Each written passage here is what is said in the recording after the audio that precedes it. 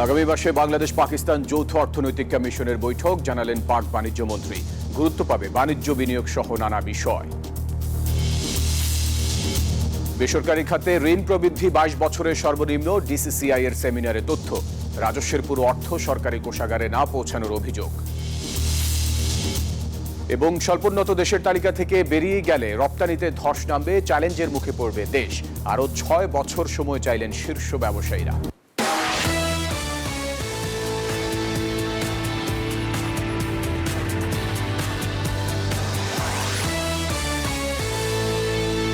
আমন্ত্রণ ব্যবসা বাণিজ্য আর অর্থনীতির সবশেষ খবর নিয়ে নিউজ 24 এর নিয়মিত আয়োজন পূবালী ব্যাংক পিএলসি বিজনেস টাইমে। দর্শক, আপনাদের সাথে আছি আমি ফয়সাল মাহমুদ। দেখছিলেন শিরোনামগুলো, এবারে পুরো খবর। আগামী মাসে বাংলাদেশ পাকিস্তান যৌথ অর্থনৈতিক কমিশনের বৈঠক অনুষ্ঠিত হবে বলে জানিয়েছেন পাকিস্তানের বাণিজ্য মন্ত্রী জামকামাল খান, যেখানে গুরুত্ব পাবে দুই দেশের বাণিজ্য বিনিয়োগের নানা বিষয়।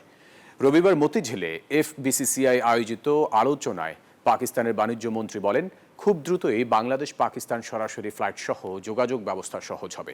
বিগত 12 থেকে 15 বছরের সংকট কাটিয়ে সবাইকে ব্যবসা জনগণের কথা বিবেচনা করে নীতি প্রণয়নের আহ্বান জানান তিনি। এ সময় এফবিসিসিআই এর প্রশাসক বলেন, পাকিস্তানের বাণিজ্য মন্ত্রীর এই সফরে দুই দেশের মধ্যে নতুন বাণিজ্যের সুযোগ তৈরি করবে। আমদানি রপ্তানি বাণিজ্য বেগবান করতে সফটার অধীনে দুই দেশকে একাগ্রতার সাথে কাজ করতে হবে বলেও জানান তারা। We have already planned several more delegations coming here, and we have made them sectoral. So we are sending all our business community to Bangladesh sectoral wise so that they can address the key areas with you, and at the same time you can address many other issues with them. You can discuss with them any other sector, any other opportunity also. To enhance the integration of our development strategies, our two countries must work together to explore new opportunities and cultivate new growth points. We should specifically focus on opportunities, promoting public-private partnership, advancing studies for bilateral free trade agreement, and developing green and low-carbon energies. বেসরকারি খাতে ঋণের প্রবৃদ্ধি 22 বছরের মধ্যে সবচেয়ে কম। রবিবার সকালে মতিঝিলে DCCI কার্যালয়ে আয়োজিত এক সেমিনারে এই তথ্য উঠে এসেছে। বক্তারা বলেন, দেশের জিডিপির তুলনায় রাজস্ব আহরণের প্রকৃত হিসাব অনেক বেশি। রাজস্বের পুরো অর্থ সরকারি কোষাগারে পৌঁছায় না বলেও অভিযোগ করেন তারা। দেশের রপ্তানির চেয়ে আমদানি ভালো। গত বছরের তুলনায় বেড়েছে জিডিপির বিপরীতে রাজস্ব আহরণও। তবে বেসরকারি খাতে বিনিয়োগ 5 বছরে কমেছে 22% বেশি। এই মুহূর্তে হয়তো রবিবার সকালে রাজধানীর মতিঝিলে ডিসিসিআই কার্যালয়ে আয়োজিত বেসরকারি খাতের দৃষ্টিতে বাংলাদেশের অর্থনীতির বর্তমান ও ভবিষ্যৎ পর্যালোচনা বিষয়ক সেমিনারে এ তথ্য উঠে এসেছে। বক্তারা বলেন, প্রয়োজনে এলডিসি গ্রাজুয়েশন 3 বছর পেছানো যেতে পারে। সুদ কমিয়ে ব্যবসায়িক পরিবেশ উন্নত করার দাবিও জানান তারা। দেখা যাচ্ছে প্রাইভেট গ্রোথ কমে 6.4% দাঁড়িয়েছে, যা 22 বছরের মধ্যে সর্বনিম্ন। এটা কোনো গুড সিগন্যাল দিচ্ছে না। কোনোভাবেই ইনভেস্টরদের আস্থা ফিরিয়ে আনা সম্ভব হচ্ছে না।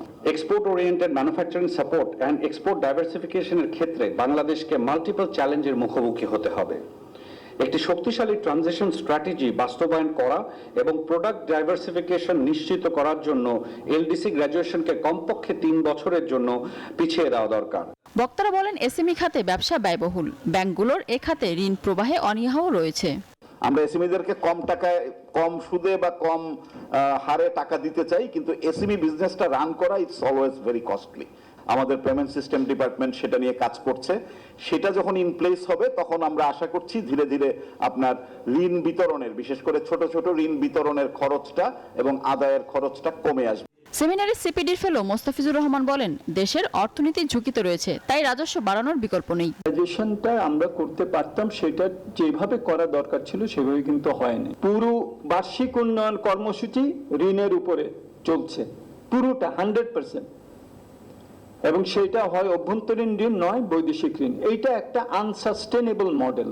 এই মডেল চলতে পারবে না, কারণ এই মডেল যদি চলে তাহলে দেশ একটা বিপজ্জনক এবং বাধ্যতামূলক ঋণ নির্ভরতার মধ্যে পড়ে যাবে, এবং এই ঋণ সার্ভিসিং করা আমাদের জন্য অসম্ভব হয়ে দাঁড়াবে। বিপুল টাকা পাচার হয়ে যাওয়ায় দেশের অর্থনীতি এখন ধীরগতিতে চলছে। এমন অবস্থায় দুর্নীতি কমানোর তাগিদ দেন বক্তারা। আমাদেরকে বিবেচনা। মিনা ফিরদাউস, নিউজ 24, ঢাকা। বর্তমান অর্থনৈতিক অবস্থায় দাঁড়িয়ে স্বল্পোন্নত দেশের তালিকা থেকে বেরিয়ে গেলে রপ্তানিতে ধস নামবে, কঠিন চ্যালেঞ্জের মুখে পড়বে বাংলাদেশ। তাই এলডিসি উত্তরণের প্রস্তুতির জন্য আরও 6 বছর সময় চাইলেন দেশের শীর্ষ ব্যবসায়ীরা। রোববার রাজধানীর একটি হোটেলে এলডিসি উত্তরণের চ্যালেঞ্জ নিয়ে 15 ব্যবসায়িক সংগঠনের যৌথ সংবাদ সম্মেলনে এসব দাবি উঠে আসে। হাতের সময় 1 বছরের কিছু বেশি, জাতিসংঘের সময় অনুযায়ী এরপরই বেরিয়ে যেতে হবে স্বল্পোন্নত দেশের তালিকা থেকে। সরকারের প্রস্তুতিও সেদিকে, কিন্তু ব্যবসায়ীরা বলছেন প্রস্তুতির জন্য সময়টা মোটেও যথেষ্ট নয়। তাই বেশ কিছুদিন ধরে এলডিসি উত্তরণের সময় পেছানোর দাবি ব্যবসায়ীদের কণ্ঠে। রোববার সেই দাবি আরো জোরালোভাবে তুলে ধরতেই দেশের প্রধান প্রায় সবগুলো ব্যবসায়ী সংগঠনের নেতারা এক হলেন হোটেল ইন্টারকন্টিনেন্টালে। তাদের পক্ষে জ্যেষ্ঠ আইসিসি সভাপতি মাহবুবুর রহমান তুলে ধরেন উত্তরণ পরবর্তী নানা চ্যালেঞ্জ। সময় চাইলেন 2032 সাল পর্যন্ত। গ্রাজুয়েশনটা আমরা একটু পিছিয়ে দেওয়ার জন্য, যেটা 2026 সালের নভেম্বরে হওয়ার কথা, সেটাকে আমরা 2032 সালে যদি করি, তাহলে প্রাইভেট সেক্টর এবং সরকার দুইজনই মানে ভালোভাবে প্রিপারেশন নিতে পারবে। তবে ইন্টারন্যাশনাল চেম্বারের এই নেতা অবশ্য বলছেন দেশের মর্যাদা বৃদ্ধির প্রশ্নে এলডিসি উত্তরণের পক্ষেই ব্যবসায়ীরা। তবে এজন্য প্রয়োজন সরকারি ও বেসরকারি পর্যায়ের ব্যাপক প্রস্তুতি। সফল এলডিসি উত্তরণের জন্য স্মার্ট বাণিজ্য কূটনীতি, প্রযুক্তি দক্ষতা ও অবকাঠামো উন্নয়নের মাধ্যমে প্রতিযোগিতার সক্ষমতা বাড়াতে হবে। বর্তমান যে ইকোনমি আমাদের কাজ করছে, এতে করে আমরা অসুবিধায় পড়ব। এই কারণেই আমরা বলতেছি যে আপনি এটাকে একটু পিছিয়ে দেন। এই পিছিয়ে দেওয়ার জন্য যে আমাদের যে যুক্তি, আমাদের যে কথাবার্তা, আমাদের যে আর্গুমেন্টস এবং ইকোনমির ইন্ডিকেটরস যতগুলো আজকে সবগুলো আমরা কিন্তু আমাদের বক্তব্যের মধ্যে তুলে ধরেছি।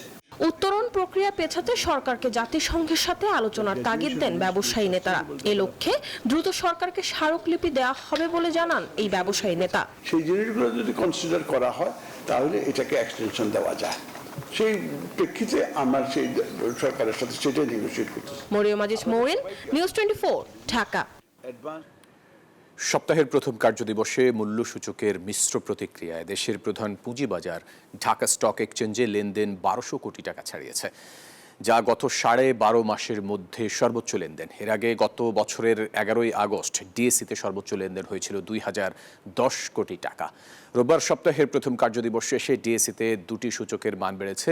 প্রধান সূচক ডিএসই এক্স 14 পয়েন্ট বেড়ে অবস্থান নেয় 5389 পয়েন্টে। পাশাপাশি গত দিনের চেয়ে এদিন লেনদেন 434 কোটি টাকা বেড়েছে। এছাড়া হাত বদল হওয়া শেয়ার ও মিউচুয়াল ফান্ড ইউনিটের মধ্যে দাম বেড়েছে 184টির, কমেছে 190টির এবং অপরিবর্তিত রয়েছে 26টি কোম্পানির শেয়ারের দাম। অন্যদিকে দেশের অপর পুঁজিবাজার সিএসইতে সার্বিক সূচক সিএএসপিআই 32 পয়েন্ট বেড়েছে, আর লেনদেন প্রায় 12 কোটি টাকা বেড়েছে।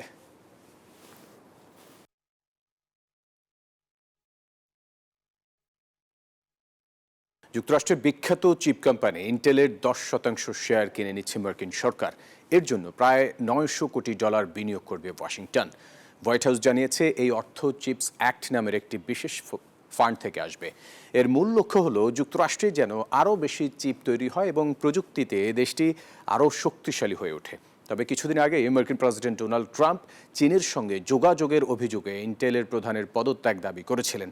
তা সত্ত্বেও এই নতুন চুক্তিকে স্বাগত জানিয়েছেন ইন্টেলের প্রধান।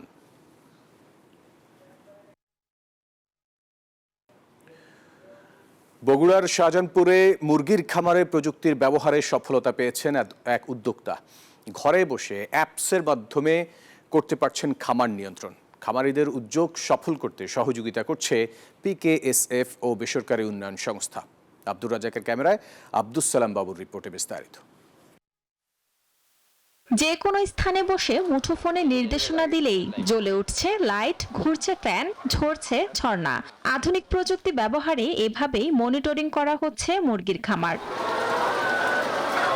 এমনই এক উদ্যোক্তা আব্দুর রহমান। গত 4 মাস আগে বেসরকারি উন্নয়ন সংস্থা গ্রাম উন্নয়ন কর্ম গাকের সহযোগিতায় খামারে আধুনিক প্রযুক্তি ব্যবহার শুরু করেন। মুঠোফোনে অ্যাপস ব্যবহার করে খামারে তাপমাত্রা নিয়ন্ত্রণ, আলো সহ পরিবেশ সুরক্ষার মতো গুরুত্বপূর্ণ বিষয়গুলো পরিচালনা করছেন, যা মুরগির স্বাস্থ্য ও উৎপাদনশীলতা বজায় রাখতে সহায়ক। এই অ্যাপস আমার সুবিধা কি, যখন তাপমাত্রা বেশি হয় আমি বুঝতে পারি যে আমার কর্মচারী ওটাই দিচ্ছে না, সে আমি মোবাইলে আমি সব দেখতে পাচ্ছি যে আমার কর্মচারী নাই, সেখন কি করবো, আমি দেখতেছি যে ঝর্ণা চলতেছে না, সেখন নিজেই আমি অ্যাপসের মাধ্যমে আমি চালু করে দিই। তার এই কাজে সফলতা দেখে অনেকেই আগ্রহী হচ্ছেন এই অ্যাপসের ব্যবহারে। অ্যাপস ব্যবহার করলে সার্বক্ষণিক তত্ত্বাবধান করা যায়, বাড়ি থেকে বাইরে থেকে সব জায়গা থেকে। হ্যাঁ আমি করব, আমার কাজ চলতেছে, আমার মনে হয় যে 2-1 মাসের মধ্যে আমারটাও শুরু হয়ে যাবে ইনশাআল্লাহ। আগ্রহী উদ্যোক্তাদের সফল করতে সহযোগিতার কথা জানালেন পিকেএসএফ ও বেসরকারি উন্নয়ন সংস্থার এই কর্মকর্তা। বগুড়া জেলার বিভিন্ন এলাকায় আরও 10টি খামারে আধুনিক প্রযুক্তির সুবিধার বিষয়টি প্রক্রিয়াধীন। Desk report, news 24। নড়াইলের রোপা আমন আবাদে ব্যস্ত কৃষক। অনুকূল আবহাওয়া ও বছর জুড়ে ধানের ভালো দাম পাওয়ায় আগ্রহ বেড়েছে চাষিদের। এবার জেলায় উৎপাদন লক্ষ্যমাত্রা ছাড়িয়ে যাবে বলে মনে করছে কৃষি বিভাগ। খায়রুল আরফিন রানার তথ্য ও ছবিতে ডেস্ক রিপোর্ট। মাঠে মাঠে চলছে আমন ধান রোপণের কর্মযজ্ঞ। কোমর বেঁধে মাঠে নেমেছেন কৃষক। চলছে বীজতলা থেকে চারা সংগ্রহ। আমন আবাদ ঘিরে ব্যস্ততার এমনই নানা ছবি এখন নড়াইলে। রোপা আমন চাষাবাদের মৌসুম জুড়ে এবার ব্যাপক বৃষ্টিপাতে কৃষক দেখছে আশার আলো। তেলের খরচ মরচ আলাদা তো বহুত বাঁচে গেছে, যদি পানি যদি না হতো তাহলে সব ডাঙা জমি করতে পারতো না। রূপা আমন ধান আমাদের উপর পাতা দিয়ে মোটামুটি স্বাভাবিক অবস্থা ভালো। বৃষ্টির কারণে পানি দিয়ে লাগছে না, ভালো আসছে। আবহাওয়া অনুকূলে থাকায় এবার আমন আবাদের লক্ষ্যমাত্রা ছাড়িয়ে যাবে বলে আশা কৃষি বিভাগের। ধান রোপণ কার্যক্রম এবং জমি কাদাকরণের ক্ষেত্রে বৃষ্টিপাত আমন মৌসুমে জরুরি, সেটা একেবারে সঠিক সময় হয়েছে। শুধু বীজতলা যেটুকু নষ্ট হয়েছে সেই ক্ষতি পুষিয়ে তারা নিয়েছে এবং তারা পূর্ণোদ্যমে আমন রোপণের কার্যক্রম চলমান রেখেছে। কৃষি বিভাগের তথ্য মতে চলতি মৌসুমে নড়াইল জেলায় 43,450 হেক্টর জমিতে আমন আবাদের লক্ষ্যমাত্রা নির্ধারণ করা হয়েছে। Desk report, news 24। উচ্চশিক্ষা শেষে চাকরির পেছনে না ছুটে কৃষিকাজ বেছে নেন নীলফামারীর তরুণ শহীদুল ইসলাম। জমি বর্গা নিয়ে শুরু করেন পেঁপের আবাদ। ভালো ফলন পাওয়ায় এখন আরও জমিতে চাষ করতে চান তিনি। আব্দুর রশিদ শাহের তথ্য ছবিতে ডেস্ক রিপোর্ট। নীলফামারীর ডোমার মেলাপাঙ্গা গ্রামের শহীদুল ইসলাম সুমন স্নাতক পাশ করে চাকরি করছেন বিভিন্ন বেসরকারি প্রতিষ্ঠানে। তবে সীমাবদ্ধতা ভরা চাকরির জীবন পছন্দ হয়নি তার। 2023 সালে সাহসী সিদ্ধান্ত নিয়ে চাকরি ছেড়ে ঝুঁকে পড়েন কৃষিতে। বাড়ির পাশের 26 শতক বর্গা জমিতে আধুনিক পদ্ধতিতে শুরু করেন পেঁপে চাষ। শিক্ষিত হওয়ার কারণে কৃষিকাজেও আধুনিকতা ছোঁয়া এনেছেন সুমন। এলাকাবাসীর বিশ্বাস চাকরির চেয়ে কৃষিতেই বেশি সফল হবেন তিনি। আমারও ডাঙ্গার জমি আছে আর 13 শতক জমি আছে, ওনাকে 100 চারা নেওয়ার জন্য টাকাও দিয়ে দিছি। পেঁপে আবাদ করি, অনেকটা স্বাবলম্বী হয়েছি। ইনশাআল্লাহ সামনের বারে আবার আমরা পেঁপে লাগার জন্য প্রস্তুতি নিছি। প্রথম মৌসুমেই মিলেছে আশাতীত ফলন। ইতিমধ্যে বিক্রি করেছেন প্রায় 50,000 টাকার পেঁপে। পেঁপে চাষ করছি 26 শতক জমিতে। প্রথম বছর আমি কম করে লাগাইছি, তা আলহামদুলিল্লাহ অনেক ভালো ফলন পাওয়ার পর আমি একটু বাড়াইছি। অন্যের জমি আমি লিজ নিছি, প্রায় 13 শতক জমি লিজ নেওয়ার পর আমি পেঁপের বাগানটা আমার এখন 26 শতকে পরিণত হয়েছে। তো আল্লাহর রহমতে আমি পেঁপে অনেক ভালো ফলন হয়েছে এবং আমি পেঁপে যখন মার্কেটে নিয়ে যাই আমার পেঁপেটা অনেক চাহিদা। তরুণ উদ্যোক্তা হিসেবে সুমনকে আরো দক্ষ করতে প্রশিক্ষণের ব্যবস্থা সহ সর্বোচ্চ সহযোগিতা করবেন বলে জানালেন জেলার কৃষি কর্মকর্তা। এই উদ্যোক্তা হিসেবে সে যেভাবে এগিয়ে যাচ্ছে, আমাদের কৃষি বিভাগের পরামর্শ যদি সে গ্রহণ করে তাহলে এটাকে সে আরো ফলন বেশি দিয়ে তার অর্থনৈতিক উন্নতি সে করতে পারবে। সামনের মৌসুম শেষে আরো প্রায় 2 লাখ টাকা আয়ের আশা করছেন নীলফামারীর এই তরুণ। Desk report, news 24। দর্শক, এই ছিল পূবালী ব্যাংক পিএলসি বিজনেস টাইমের এখনকার আয়োজনে। এতক্ষণ সাথে থাকার জন্য ধন্যবাদ সবাইকে।